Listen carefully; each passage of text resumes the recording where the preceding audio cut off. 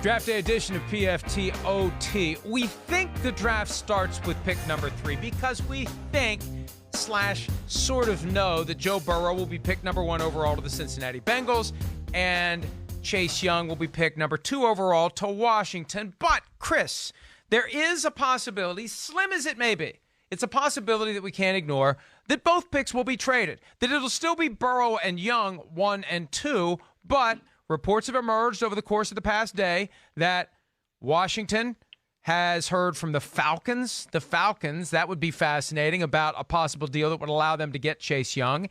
And also the Dolphins trying to get into that number 1 position to get Joe Burrow. Let's start with Burrow. We talked a little bit about this during PFT Live, the idea that the Dolphins would like to get up. You and I have known the Dolphins love Joe Burrow. It's not a smokescreen. It's real. The question is, what does it take to get Joe Burrow? And, you know, this possibility, and I don't think it's going to happen now, but yeah, as of yesterday, there was talk of the Dolphins trying to get the 3rd overall pick while keeping the 5th overall pick. It made me wonder, are they trying to get those 2 picks to make it even more enticing to the Bengals, to get it to a point where they can't say no and they won't say no? But to me, that's the great mystery. What does it take to get the Bengals to say yes? And will they know when they should say yes, or has their overall dysfunction caused them to be unable to recognize that there may be an offer on the table for Joe Burrow that they should not refuse? Well, yeah, I mean, I would think the Bengals are smart enough and at least have some price that where they would go, okay, all right, guys, let's have a meeting here. I've been offered, 3 first-round picks in the Miami Dolphins. We'd have to move back to 5, and they get our number 1 spot. I would think there'd have to be some price that's going to make them reconsider it, Mike. What is that price? I mean, what is it? Or if you're the Bengals and you're sitting there and you get, the Washington Redskins offer that they made to, who was it, the Rams that year to get up to the number 2 pick in the draft? Yep. Would you do it? I ask you. Well, look, you're talking about now, and it's almost apples to apples because Washington went 6-2, 4 spots up. They gave up that 6th pick, 2 more first-rounders, and a second-rounder, and those were future first-rounders. The Dolphins have 2 other first-rounders they could throw onto the pile. I mean, if the Dolphins say, take all 3 of our first-rounders plus something more, at what point do the Bengals say, that's enough, we will take it? And I'm not convinced because the Bengals have such a reputation for being stubborn, right? And sometimes it works to your advantage because if you're dealing with someone, and this is always great negotiation, if you've got somebody who's very motivated to do a deal and your attitude is, I don't care, I don't even want to do the deal, you have to convince the person to do the deal. It's going to take more than it otherwise would. And if you are determined to get that deal done, the Bengals, by virtue of their own, I don't want to say incompetence, but just if their inability to understand what would be a good trade here, or their reluctance to understand what would be a good trade, they may get more. Maybe it'll be all 3 first-round picks that the Dolphins currently have, plus a first-round pick next year. Who knows? But if the Dolphins are determined to do it, Chris, you just keep throwing stuff onto the pile up until the moment that Burrow is picked. And you can even do it after Burrow is picked, just like we saw with Eli Manning and Phillip Rivers back in 2004. No, I mean, you're right. They're all real possibilities. I think there's 2 things that jump out to me here. I mean, one, I would not recommend this for the Miami Dolphins. I don't. Build your football team. Build your football team, draft a quarterback somewhere else here in the 1st round, and go from there. I mean, it doesn't always have to be about one guy and this guy. But I think a lot of it that will be determined, at least in my opinion, would be of what the Bengals think, not only of Joe Burrow, but of Justin Herbert with that. Okay, like if you have a Peyton Manning type grade on Joe Burrow, right? All right, then I would say don't trade him. Like if it's like, oh my gosh, I don't know if we've really ever had a grade this high on a quarterback since whoever that might be. Like I said, a Peyton Manning or just some superstar that we've seen throughout the NFL. If that's the case, then I would say, no, don't do it at any cost and just go from there. Now, if you have a grade that's still really good, and of course the first pick of the draft good, but you have Justin Herbert just slightly below him with also an impressive draft grade, then if I'm the Cincinnati Bengals, I'm thinking about doing this once I get the trade offer that I think is deserved for a guy like Joe Burrow. I would think about it, but I think, yeah, go ahead. But how much, if you're the Bengals, how much do you factor into that, the possibility that, I don't know, it could drive you crazy if you think about it enough, because if we do the deal and we get all these other picks, then we have to use the picks, right? It's almost more pressure. Like, it's easier to just say, Burrow, we want Burrow. Burrow's the can't-miss guy. You give us a bunch of other picks, and then, hell, we got to figure out what to do with them, and chances are we're going to screw them up potentially. So, for me, look, I'm sold on Burrow. So I would take the Bengals approach, and I would say, I don't want to do it. I don't want to do it. I don't want to do it. And I would hope like hell the Dolphins don't put so much on the table that I start thinking, oh, crap, now maybe I should do it. Well, yeah, again, I got Stephen Ross as one of those owners where I think he's going to stick his nose into this situation. So I think it's a real possibility, and it's one of the things that I don't necessarily like that I always hear about, Stephen Ross, is that he's always stuck his nose into certain football matters. And I just don't think that's right here. And I do worry about that for them. And I think, the other thing it's an interesting little factoid here about this conversation too. The Bengals they coached Justin Herbert in the Senior Bowl. So, and they came away, I know, very impressed by what they saw. But I also know at this point, they've been blown away by Joe Burrow in the pre-draft process too. So that's the other interesting part of this conversation. But I think ultimately, hey, maybe if you get offered 4 first-round picks, the swap being one of them, which is really just a swap, okay, but then 3 others added onto that, then I'd probably do it if I'm the Cincinnati Bengals. Yeah, it really, really would it's the kind of thing where, sometimes we like our lives to be simple.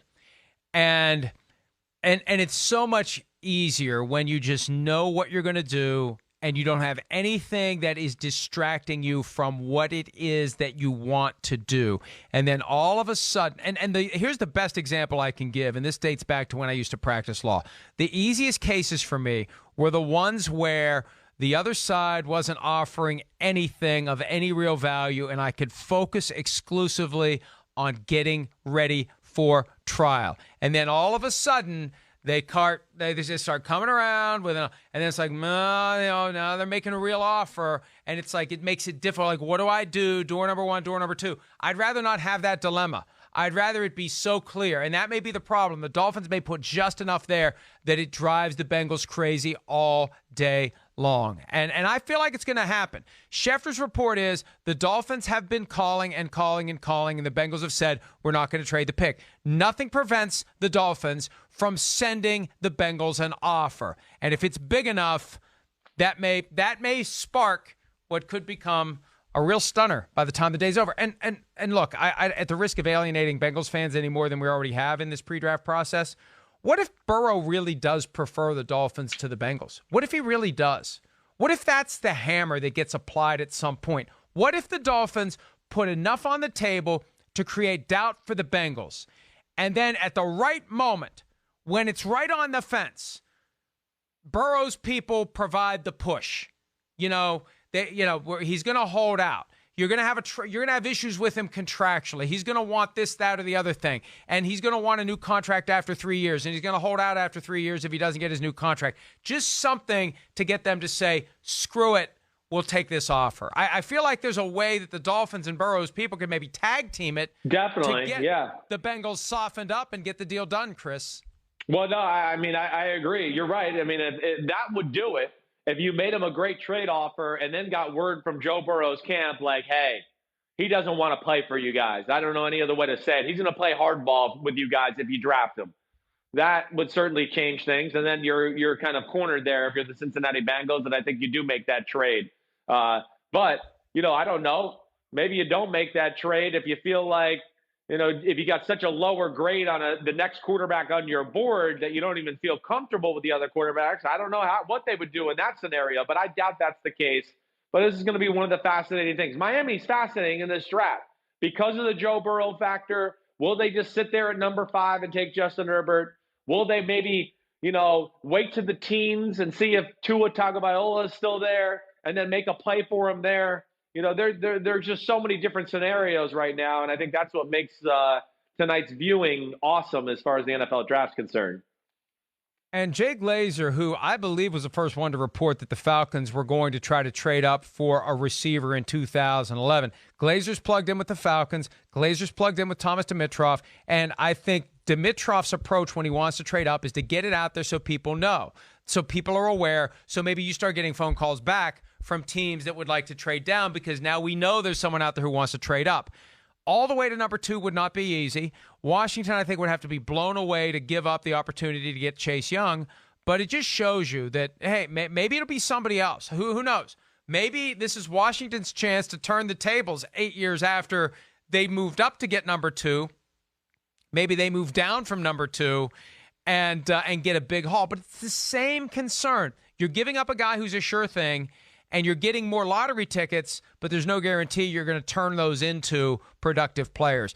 For the same reasons, the Bengals may not want to have to even worry about figuring out what the right thing to do is. If I'm Washington, I kind of don't want to get blown away either. I'd rather have Chase Young. Think back to last year. Would the Cardinals rather have Kyler Murray, or would someone would have traded for them for Kyler Murray? Would the 49ers rather have Nick Bosa, or what someone would have traded them for Nick Bosa? I think both teams would say, we're glad we did what we did. Yeah, that's a great example, Mike. I mean, that's a great point by you. You're right. And I mean, with the Falcons sitting at what? Are they at 16 or at 17? I can't remember exactly. But they're at 16, all right? I mean, that would take some trade, some haul of players and people and assets to get up to number 2. I mean, really, I can't even think in like modern history if we've seen a team make that type of jump, have we? Into the top 1 or 2 picks from number 16? I mean, that would be like unforeseen areas there. And, the Falcons, they're a team that we've seen where I want to go, what?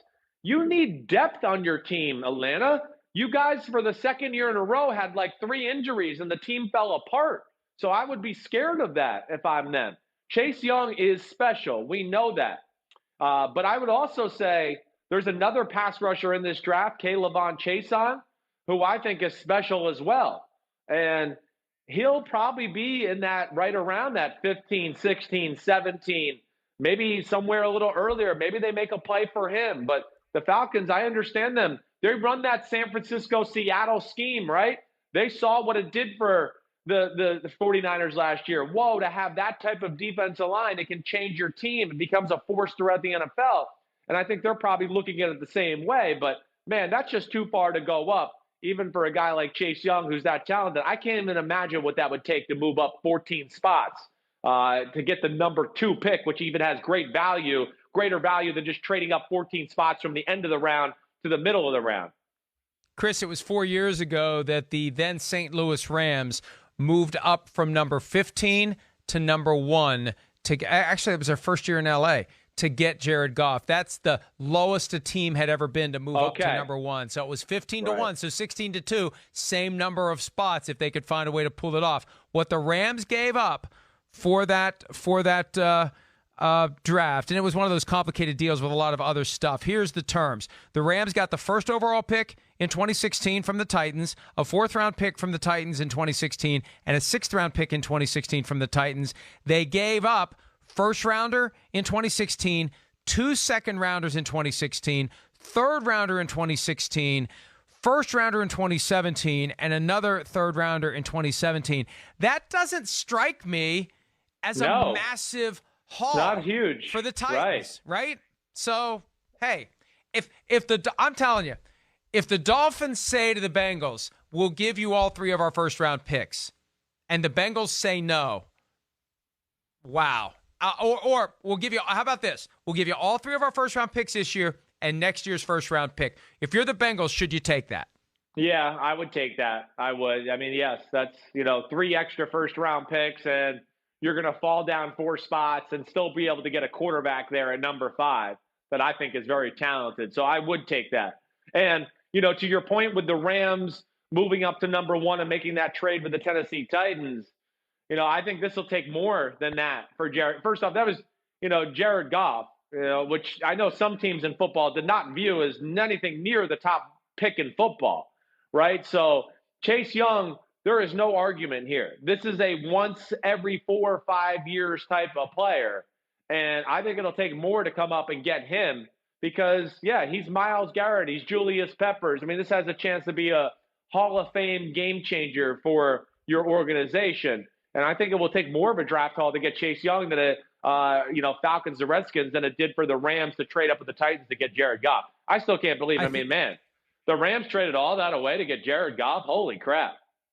I think the one thing that will cause a team to think about giving up the bird in the hand and taking all those draft picks, there's that arrogance that you have, that confidence you have to be a good evaluator. You think that you can turn those picks into potential Hall of Fame players. So, yeah, I know this one guy's a sure thing, but I'm certain in my abilities that I'm going to use those picks on players that are going to become great players, even if history is going to tell us before too long that they screwed it all up.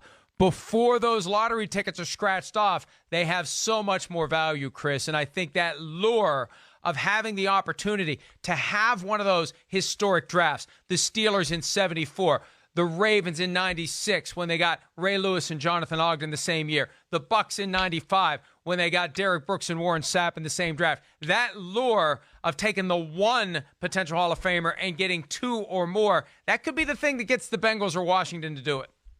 Yeah, no, I agreed. And, yes, it's going to be a little bit about, you're right, how these GMs and organizations see the draft, and do they feel that they're going to get, players that they need and be able to strike players that are, difference makers for your organization, like you're saying. All right, well, that's it for PFTOT. We'll be back tomorrow with another edition of PFT Live, reacting to everything that happens tonight. Check out our social media pages tonight for real-time reaction. I'll be doing some videos that are turning up somewhere. I don't know where, but I got the video set up down in the barn. We're going to hang out down there. We're going to have a good time, and we're going to enjoy the draft. The closest thing to a sporting event that we've had since March 11, and it may be the closest thing, Chris, to a sporting event that we have for a long time. Enjoy the draft, buddy. We'll be in touch all day long. Everybody, check us out at ProFootballTalk.com. We'll see you Friday. See ya.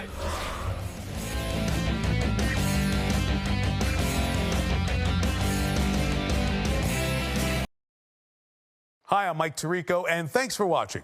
Make sure to hit subscribe for the latest news and highlights from NBC Sports.